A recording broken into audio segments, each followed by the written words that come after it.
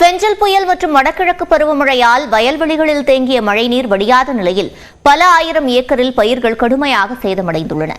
அவற்றிற்கு உரிய இழப்பீடு தர அரசுக்கு கோரியுள்ளனர்.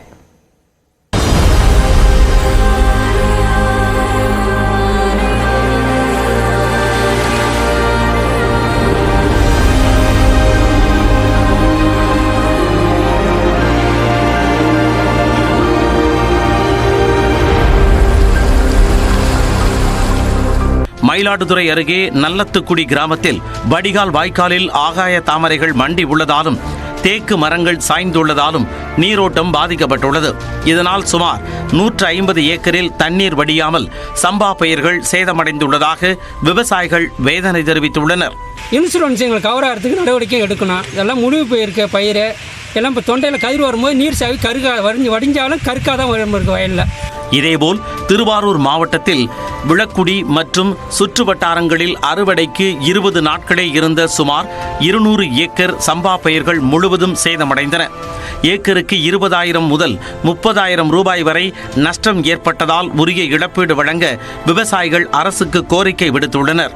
திருவாரூர் மாவட்டம் நன்னிலம் அருகே நண்டலாறு பிரிவு கோணவாய்க்காலில் ஆகாய தாமரை மண்டியதால் மழைநீர் வடியாமல் 30 முதல் 50 நாட்களான சம்பா பயிர்கள் முற்றிலும் சேதமடைந்ததாக விவசாயிகள் வேதனை தெரிவித்துள்ளனர்.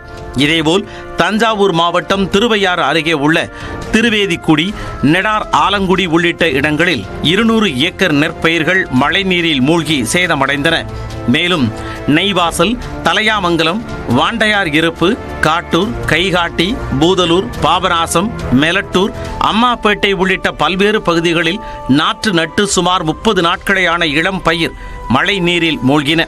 புதுக்கோட்டை மாவட்டம் அறந்தாங்கி அருகே மழைநீர் வடியாததால் 50ற்கு மேற்பட்ட ஏக்கரில் பயிர்கள் அழுகியதாக கடைமடை விவசாயிகள் வேதனை தெரிவித்துள்ளனர்.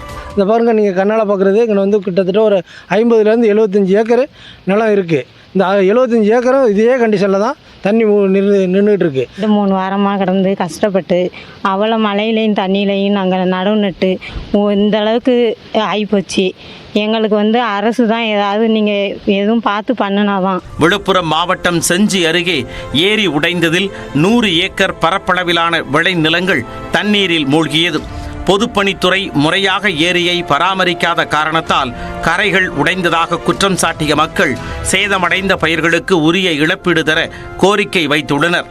கிருஷ்ணகிரி மாவட்டம் போச்சம்பள்ளி பகுதிகளில் பெய்த மழையால் தக்காளி அழுகி வருவதாக விவசாயிகள் கவலை தெரிவித்தனர். 2 நாட்களாக தண்ணீர் வடியாத காரணத்தால் செடிகள் முற்றிலும் சேதமடைந்துள்ளதாக கூறும் விவசாயிகள் உரிய இழப்பீடு தர கோரியுள்ளனர்.